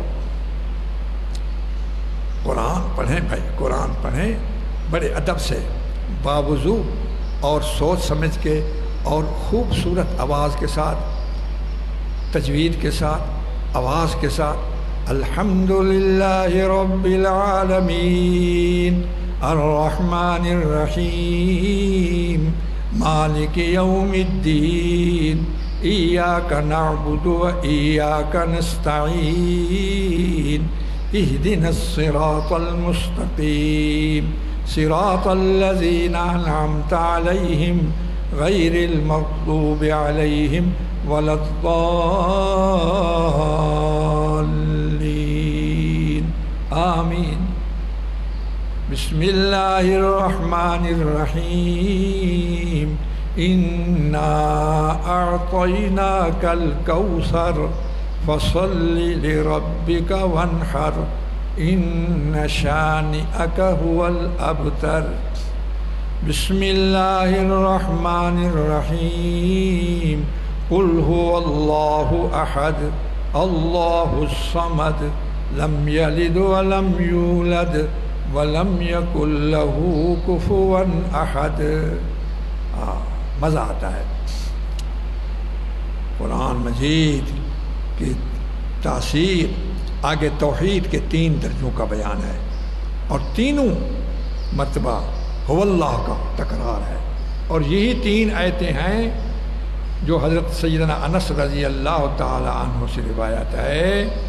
حضور صلی اللہ علیہ وسلم فرماتے ہیں یہ 3 آیتیں صبح اور شام جو پڑھنے والے ہیں اس کو جنت کی بشارت ہے۔ میں بھی آج ارادہ کر رہا ہوں، آپ بھی سننے والے ارادہ کر لو، یہ صبح شام پڑھیں گے۔ ہر توحید کے ہر درجے کو وہ اللہ کے ساتھ شروع کیا۔ وہی اللہ ہے، اللہ جی وہی ہے، لا الہ جو حقیقی معبود نہیں۔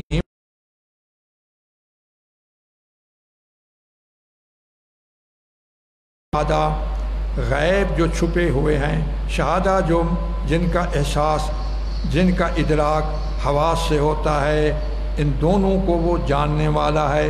عالم الغیب والشہادہ، یہ صفت علی الاطلاق اللہ تعالیٰ کے ساتھ مختص ہے، علی الاطلاق، یاد رکھنا۔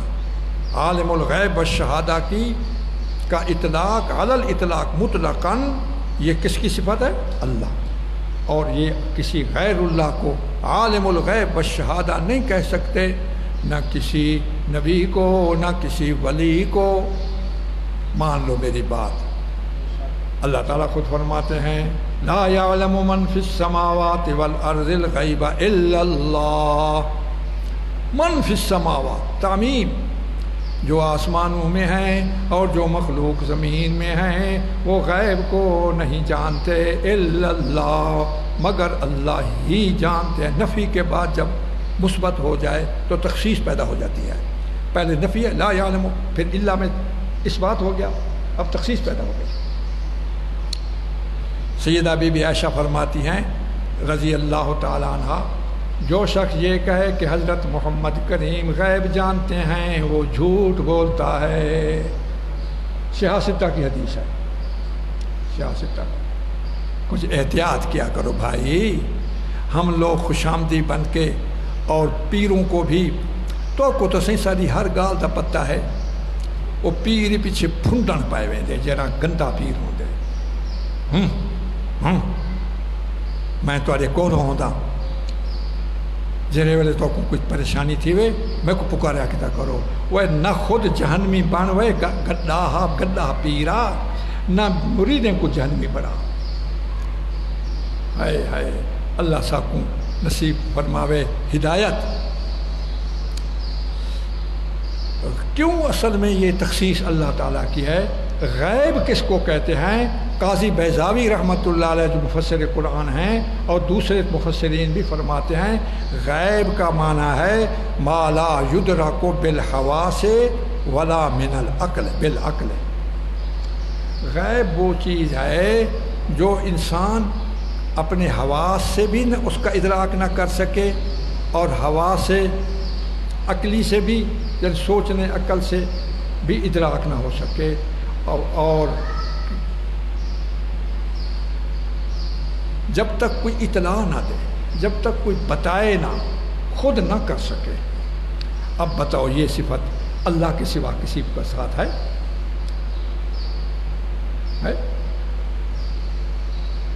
ہاں البتہ یہ بات بھی آپ کی خدمت میں عرض کروں اللہ تعالیٰ نے بہت ساری مغیبات کی اطلاع اپنے پیغمبروں کو دی جی اس کو پھر اطلاع علی الغیب کہتے ہیں لیکن وہ اللہ تعالیٰ اپنی معلومات کے بالکل برابر نہیں. اس میں پھر دو باتیں ہیں اللہ نے اطلاع دی بہت ساری کو دی بلکہ ان گنت بھی کہہ سکیں کئی لاکھوں وہ ہمارے نبی پاک کو اطلاع دی اور اسی وجہ سے انسانوں سے مطالبہ ہے کہ تم ایمان بالغیب کرو. اب ایمان بالغیب جب پتہ ہی نہیں تو ایمان بالغیب کیا ہوگا؟ پتہ تو کیسے آیا؟ حضور کے ذریعے سے ہم ان مغیبات کی اطلاع ملی. جنت جہنم آخرت کے جو معاملات ہیں وہ ہمیں حواس سے پتہ نہیں چل رہے نا عقل کا ادراک بھی نہیں جو قبر برزخی زندگی کیسے ہوتی ہے. ان مغیبات کی اطلاع حضور صلی اللہ علیہ وسلم کو کس نے دی؟ اللہ پاک نے اور اللہ کے رسول نے ہمیں بتایا. اب ہم ان کے بتائے ہوئے مغیبات پر ایمان لائیں گے تو یہ ہمارا ایمان بالغیب ہوگا. آج کل کے یہ دہریہ اور یہ دوسرے جو روشن خیال والے ہیں وہ کہتے ہیں تو ہم تو دیکھیں گے یا محسوس کریں گے اس کو مانیں گے. وہ بے وقوف ہو جب شروع سے نظریہ یہی ہے کہ یہ مغیبات ہیں تمہاری رویت سے تمہارے حواس سے پتہ نہیں چلے گا تو لہٰذا پہلے سے جب یہ بات طے ہے تو تمہارا یہ مطالبہ کرنا کہ ہمیں تو دکھتے نہیں. اب تو تمہیں ہوش آ جانا چاہیے یہ جڑے وائرس ہے تو سر ڈٹھے ان کو منی کھڑو اے ایمان بالغیب منی کھڑو اور جو اللہ کے نبی کے ذریعے سے ہمیں پہنچا اس کو نہیں مانتے. فرشتوں کو تو ہم نے نہیں دیکھا لہذا فرشتوں کو ہم نہیں مانتے. جنات کو نہیں دیکھا لہذا ہم نہیں مانتے. تم نے نہیں دیکھا نا اللہ نے اپنے محبوب کو فرشتے دکھلائے اللہ پاک نے اپنے محبوب کو جنات دکھائے. ارے تم نے اور ہم نے نہیں دیکھے جنت اللہ پاک نے اپنے محبوب کو جنت کا نظارہ کرایا. اللہ پاک نے اپنے محبوب کو جہنم والوں کے وہ مختلف قسم کے عذابات دکھلائے. اللہ پاک نے میرے محمد کریم کو برزخی اور قبر کی زندگی کے حالات منکشف فرمائے. کئی واقعات ہیں. اب تم اس محمد کی باتوں کو جو محمد کریم کو اللہ نے بتائیں وہ ان باتوں کو ہم ایمان لے آئیں. یہ ہے ہمارا ایمان سچا. آمنا و صدقنا. تو عالم الغیب والشہادہ یہ اللہ کی صفت ہے. وہی رحمان ہے بڑا مہربان ہے وہی رحیم ہے. دونوں صیغے مبالغے کے بہت ساری باتیں ہیں اب میں زیادہ نہیں کرتا. توحید کے 3 درجے. یہ پہلا درجہ کہ کون سا؟ اس میں 3 صفتیں آئیں عالم الغیب والشہادہ. دوسری صفت الرحمن. تیسری صفت الرحیم. توحید کا دوسرا درجہ وہ بھی ہو اللہ کے لفظ کے ساتھ وہ اللہ ہے جس کا کوئی الہ نہیں کوئی معبود نہیں مگر وہی الملک. وہ ذاتی اور دائمی بادشاہ وہی ہے، اب کوئی ملک نہیں اس اعتبار سے، ذاتی ملک نہیں، دائمی نہیں۔ ذاتی ملک، ذاتی بادشاہی، دائمی بادشاہی کس کی ہے؟ للہ ملک السماوات والارض، القدوس السالم، ماضی اور مستقبل میں عیوب اور نقصان اور زوال سے پاک ہے، القدوس، اور سالم ہے، سراپا سلامتی ہے، اللہ میں کوئی ایسا نہیں کہ اس کی سلامتی میں کچھ خطرہ محسوس ہونے لگے۔ المومن، آپ بھی المومن ہیں، میں بھی مومن ہوں۔ مومن کی نسبت جب غیر اللہ کی طرف کی جائے تو اس کا معنی ہوتا ہے ایمان لانا، اور مومن کی نسبت جب اللہ کی طرف کی جائے تو اس کا معنی ہوتا ہے امن دینے والا۔ اللہ مومن ہیں، وہ اپنے نیک بندوں کو امن دیتے ہیں، جہنم کی تکلیفوں سے امن دیں گے، دنیا میں بھی بہت ساری چیزوں سے، نقصانات سے امن دیتے ہیں۔ مہیمن، اللہ مہیمن ہیں، یہ باب فعلالہ کا ربائی مجرد اجوف یائی، باب فعلالہ کا اسم فاعل ہے، اس کے ماضی ہے معنی، وزن کا نکالو، ہے معنی فعلالہ، اس کا مضارع یحیمنو، وزن نکالو یفعل لے لو، جیسے کہ دحرج یدحرجو، باب فعلالہ ربائی مجرد، اس کا اسم فاعل المہیمن، اس کا معنی ہے نگرانی کرنے والا۔ اللہ ہماری نگرانی کر رہے ہیں، نگہبانی۔ الجبار، اس کے دو معنی ہیں، صاحب جبروت یعنی دباؤ والا، اللہ کا ہر چیز، مخلوق کے ہر چیز پر دباؤ ہے، اللہ کے دباؤ ہر مخلوق پر ہے، دباؤ والا۔ اور ایک اور معنی ہے، وہ بھی اس معنی میں بھی اللہ تعالیٰ جبار ہے، ہر شکستہ اور ٹوٹی ہوئی چیز کو پھر جوڑنے والا، ٹوٹی ہوئی چیز اور شکستہ چیز کو جوڑنے والا۔ ہڈی ٹوٹ جاتی ہے، پلسٹر یا کوئی پٹی لگاتے ہیں، اس پٹی کو جبیرہ کہتے ہیں عربی میں، وہی جبار سے نکلا نا، وہ جبیرہ کہتے ہیں۔ اب اس معنی میں بھی اللہ تعالیٰ جبار ہے، مخلوق کی شکستہ دلوں کو، شکستہ اجساد کو، شکستہ ملکوں کو، شکستہ قوموں کو پھر ابھارتا اور جوڑتا ہے، وہ میرا اللہ۔ اے اللہ آج بھی ایسا کر دے، امت شکستہ ہو گئی، یا جبار اب ہمیں جوڑ کر کے اصلی امت بنا دے۔ المصور، صورتیں بنانے والا، ہر جنس کی دوسری جنس سے الگ صورت، انسان ایک جنس ہے، اس انسان کی صورت دوسری جنسوں سے الگ ہے، حیوانات سے الگ، نوع سے، جنس ایک ہے، نوع مختلف ہیں، سمجھے؟ حیوان ایک جنس ہے، اس کی نوع مختلف ہیں، یہ بھینس ہے، یہ گائے ہے، یہ بکری ہے، یہ اونٹ ہے، پھر نوع کے بھی جنس ہیں، مختلف صنف ہیں۔ اب انسان کی جو اصناف ہیں وہ دو ہیں، مرد اور عورت۔ اب مرد کی شکل اور عورت کی شکل، حتیٰ کہ حیوانے دے بھی نر اور مادہ، یہ چھوٹے چھوٹے چیڑیاں کہیں دیکھو نا سی، جہاں نر چیڑا ہوتا نا ان کی تلو داڑھی ہوتی ہے، یہ داڑھی منویں دے نہیں، بالکل واضح داڑھی ہوتی ہے، نر چیڑی کچھ بھی کرے یہ داڑھی ہوتی ہے، اور جی مادہ چیڑی ہوتی ہے ان تلے داڑھی نہیں ہوتی۔ یہ سارے جڑے انگریزی تہذیب والے ہیں نا داڑھیاں منویں دین، یہ پتہ نہیں کیڑی جنس دے نام مراد۔ وہ چیڑا تے چیڑی دے وچ فرق ہے داڑھی دا، وہ تو منحوس انگریزی تہذیب رکھن والا، تو جب داڑھی منیں دی تو تیرا تے عورت دا کیا فرق تھیا؟ شرم کرو، داڑھی رکھواؤ۔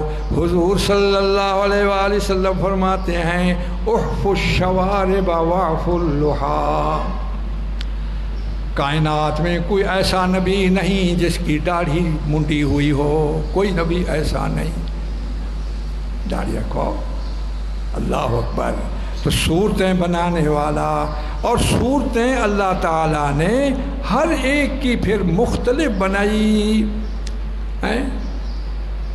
قرآن مجید میں ہے مختلفاً السنتکم و الوانکم، تمہارے زبانیں بھی مختلف، تمہارے رنگ بھی مختلف۔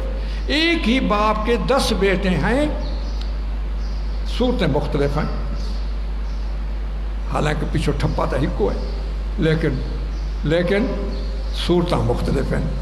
وَمِنَ الْجِبَالِ جُدَدٌ بِيضٌ، پہاڑ ہے کئی ٹکڑے سفید ہے سنگ مرمر، وَحُمُرٌ کئی ٹکڑے سرخ ہیں، وَغَرَابِيبُ سُودٌ کئی پہاڑ کے ٹکڑے کالے ہیں، وَمِنَ النَّاسِ انسانوں میں سے، وَالدَّوَابِ جانوروں، وَالْأَنْعَامِ چوپایوں میں سے، مختلف الوان، ہر ایک کے مختلف۔ صرف ایک ہے بکری ہے، لیکن اس بکری کا رنگ اور ہے، اس بکری کا رنگ اور ہے، اس بھینس کا رنگ اور ہے، اس کا رنگ اور ہے۔ سبحان اللہ، هو الذی یصورکم، تمہاری تصویریں بناتا ہے، المصور۔ سورۃ آل عمران کی ابتدائی آیتوں میں ہے هو الذی یصورکم فی الارحام کیف یشاء، میں اللہ وہ ہوں جو تمہاری صورتیں بناتا ہوں ماں کے رحم میں۔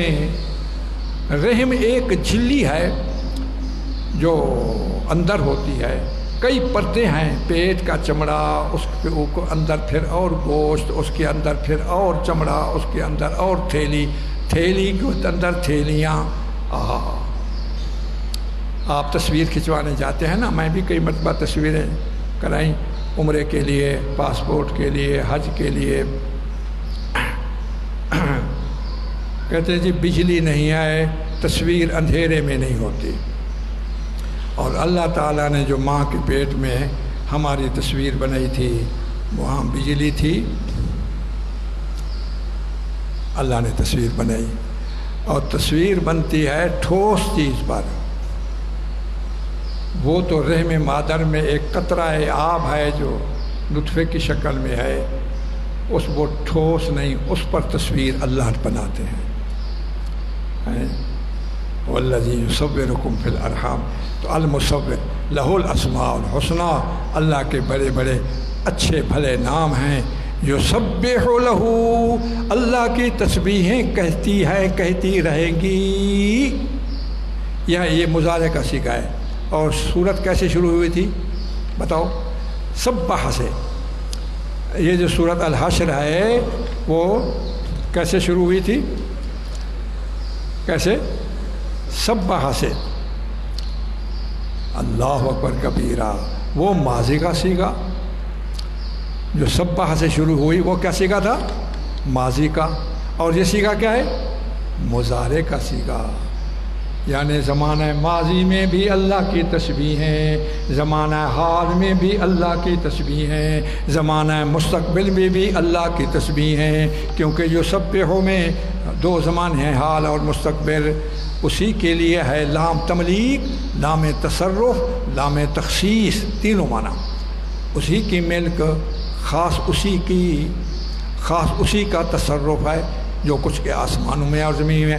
وَهُوَ الْعَزِيزُ، وہ عزیز بھی ہے، الحکیم، عزیز قدرت کاملہ، الحکیم علم کامل اللہ تعالیٰ سے۔ یہ آخری آیتیں جو هو اللہ الذی لا الہ سے شروع ہوتی ہیں، یہ صبح و شام پڑھا کریں۔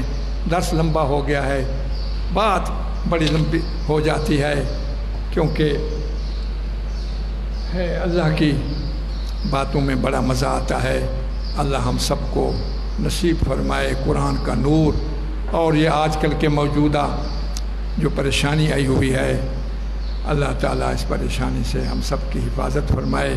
ہو بسم اللہ الذی لا یضر کا وظیفہ ضرور پڑھیں، اور اللہم عافنی فی بدنی وعافنی فی سمعی وعافنی فی بصری لا الہ الا انت، یہ جسمانی بیماری کے لیے حضور پاک کی دعا ہے۔ اور جس وقت کسی سے ہاتھ ملانا ہو، بے شک احتیاطی تدبیر کرے، ہاتھ زیادہ نہ ملائیں، لیکن اگر ملانا پڑ جائے یا کسی کے ساتھ کھانا ہو تو پڑھے بسم اللہ ثقۃ باللہ و توکلا علی اللہ۔ اور بسم اللہ الذی تو بڑی جامع دعا ہے۔ حضور فرماتے ہیں جو پڑھے گا اس کو کوئی چیز نہیں ڈسے گی، نہ بچھو، نہ سانپ، نہ کیڑا، نہ مکوڑا، نہ کوئی اور چیز تکلیف دے گی۔ ایک صحابی تھے، وہ فرماتے تھے یہ پڑھو، اگر اس کو کوئی نقصان ہو جائے تو اس کی میں ضامن ہوں، میں چٹی دوں گا۔ اتنی ان کو یقین تھا، ہمیں بھی یقین ہونا چاہیے۔ ایک مرتبہ ان کو بچھو نے کاٹ لیا، اسی صحابی کو۔ اب دوسروں نے کہا حضرت آپ تو ہمیں یہی کہتے تھے کہ بسم اللہ الذی پڑھنے والے کو نقصان نہیں ہوتا، آج آپ کو بچھو نے کاٹا ہے۔ جواب دیا، فرمایا میرے نبی کی صداقت میں کمی نہیں ہے، حضور سچے ہیں، تو پھر بچھو کیوں کاٹا؟ آج میں نے جب سونے لگا یا آج کا دن میں نے بسم اللہ الذی بھول گیا، پڑھنا بھول گیا۔ ہاں یہ دیکھو، آپ سننے والوں کو میں عرض کر رہا ہوں کہ ہمارے عزیز ہیں قاری یوسف صاحب، وہ دوسری مسجد میں نماز پڑھائی عشاء کی، وہ مجھے خود بتایا، یہ پرسوں کی بات ہے۔ وہ کہتے میں رات کو سویا چارپائی پر، بسترے پر، ساری رات سویا رہا۔ صبح جب اٹھا اسی بستر پر ایک بڑا بچھو پھر رہا ہے، وہ ساری رات اسی بستر پر پڑا رہا بچھو، اور قاری صاحب بھی اسی بسترے پر سوئے رہے، دوستی لگا کر کے دونوں اکٹھے سو گئے۔ اور کہتے ہیں وہ قاری صاحب فرماتے ہیں میرے عزیز ہیں، بڑے پیارے ہیں، بڑے نیک ہیں، بڑے شریف ہیں، وہ فرماتے ہیں میں نے اسی رات بسم اللہ الذی پڑھ کر کے اور آیت الکرسی پڑھ کر کے سویا تھا۔ ساری رات بٹھواں تھے قاری صاحب، کٹھے سکتے پہ رہ گئے۔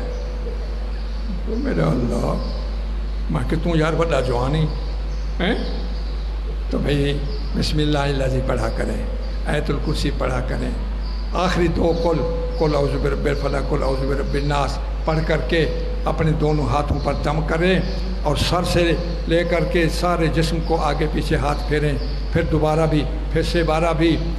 حضور پاک خود ایسے کرتے تھے، خود ایسے کرتے۔ یہ جھاڑ پھونک طریقہ یہ ثابت ہے۔ آخری بیماری میں، مرض الوفات میں، حضور جب پردہ فرمانے سے پہلے تکلیف تھی، سیدہ عائشہ فرماتی ہیں کہ حضور پاک نے فرمایا اپنا ہاتھ میری طرف بڑھا، میں نے اپنے ہاتھ کو بڑھایا، بس حضور پاک نے خود ہی اپنی کلام اپنے زبان سے بی بی عائشہ کے ہاتھ پر جھاڑا، اور وہ یہ تھی بسم اللہ ارقیکا من کل شیء یؤذیکا من شر کل نفس او عین حاسد اللہ یشفیکا۔ یہ حضرت جبریل نے حضور کو بتائی تھی یہ کلام، بسم اللہ ارقیکا من کل شیء یؤذیکا من شر کل نفس او عین حاسد اللہ یشفیکا۔ اپنے ہاتھ حضور پاک نے بی بی عائشہ کے ہاتھ پر پھونک مار کے فرمایا اب یہ ہاتھ تو میرے اوپر پھیر دے۔ اب یہ بھی ایک قسم کی اجازت مل گئی، ایک خلافت مل گئی، اجازت مل گئی، اور یہ امت میں یہ بات آ گئی، یہ سلسلہ آگے بڑھتا رہے۔ یہ صرف یہ نہیں کہ یہ حضور کے ساتھ تخصیص ہے اور غیر نبی نہیں کر سکتا، نہیں، تم بھی خود جھاڑو، دوسروں پر ہاتھ پھیرو، یہ جائز ہے، لیکن ہے کوئی بات بسم اللہ اللہ، یہ نہیں کہ میں شفا پہ دیتا۔ غلط پیر جو شرک کراتے ہیں وہ یوں کہتے ہیں، وہ اپنی طرف نسبت کرتے ہیں، نا سب کچھ اللہ، شافی اللہ۔ ایک جگہ حضور صلی اللہ علیہ وسلم تشریف لے گئے اور اس مریض کو پوچھا، عیادت فرمائی، فرمایا اذهب البأس رب الناس اشف انت الشافی لا شفاء الا شفاؤک شفاء لا یغادر سقما۔ اذهب البأس، اس تکلیف کو دور کر، یا رب، یا محذوف ہے، رب الناس، اے تمام انسانوں کے رب، اذهب باب افعال، اذهب البأس رب الناس اشف، تو ہی شفا دے۔ اب شفا کس سے مانگ رہے ہیں؟ اللہ سے۔ انت الشافی، مبتدا اور خبر معرف باللام ہوں، مبتدا اور خبر معرفہ ہوں، چونکہ ضمیر معرفہ ہوتی ہے، الشافی بھی معرف باللام ہے، تو پھر تخصیص ہو جاتی ہے، تو ہی ہے شفا دینے والا، لا شفاء الا شفاؤک، تیری شفا ہی اصل شفا ہے، لا ایسی شفا دے دے، لا یغادر سقما، کسی بیماری کو جو بھی ہے وہ ختم کر دے۔ الحمدللہ رب العالمین، والصلاۃ والسلام علی رسول۔ اے اللہ تو رحم فرما، درس لمبا ہو گیا ہے، مزے کی باتیں ہیں، سننے والے جو اس تاخیر سے زحمت ہوئی فرما دیں۔ اللہ تعالیٰ آپ پر رحم فرمائے، اللہ تعالیٰ مجھ پر رحم فرمائے، ہمارے ملک پر رحم فرمائے، ہماری حکومتوں پر رحم فرمائے، ہماری رعایا پر رحم فرمائے، ہماری حکومتوں کو اچھے فیصلے کی اللہ تعالیٰ توفیق دے، ایسے فیصلے جس میں دین اسلام کی اولین فائدہ ہو اور دنیاوی اعتبار سے دین اسلام کے بتبع فائدہ ہو۔ اے اللہ نقصانات سے بچا، گناہوں سے بچا، غلطیوں سے بچا، جو بیماریاں ہیں اس کو دور فرما، دوسری ہر طرح کی جتنی بیماریاں ہیں سب کو شفا عطا فرما۔ اللہ روحانی بیماریوں سے بچا، ایمانی بیماریوں سے بچا۔ اللہم انا نعوذ بک من شر ہذہ الوباء ومن شر ما فیہا، اللہم عافنا فی ابداننا وفی اسماعنا، وعافنا فی اسماعنا وعافنا فی ابصارنا، لا الہ الا انت۔ اللہم اصلح لنا شاننا کلہ ولا تکلنا الی انفسنا طرفۃ عین ولا الی احد غیرک، سبحان ربک رب العزۃ عما یصفون وسلام علی المرسلین والحمد للہ رب العالمین۔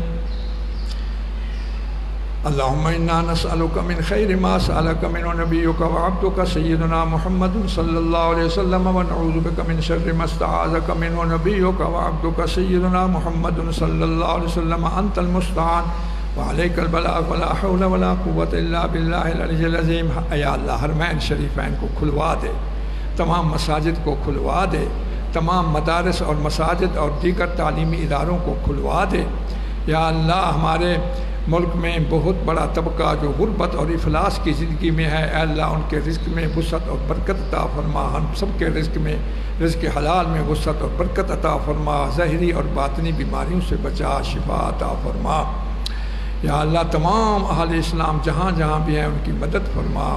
یا اللہ بیت المقدس ہے، حرمین شریفین ہیں، عراق شام والے ہیں، لیبیا والے ہیں، کشمیر والے ہیں، انڈیا والے ہیں، پاکستان والے ہیں، سارے اسلامی ملکوں کی حفاظت فرما، اہل اسلام کی حفاظت فرما، ہماری دعائیں قبول فرما، ہماری حاجتیں پوری فرما، مشکلات حل فرما، پریشانیاں دور فرما۔ ربنا آتنا فی الدنیا حسنۃ وفی الآخرۃ حسنۃ وقنا عذاب النار، وصلی اللہ تعالی علی خیر خلقہ ونور کائناتہ سیدنا و مولانا محمد وعلی آلہ واصحابہ اجمعین برحمتک یا ارحم الراحمین، لا الہ الا اللہ محمد۔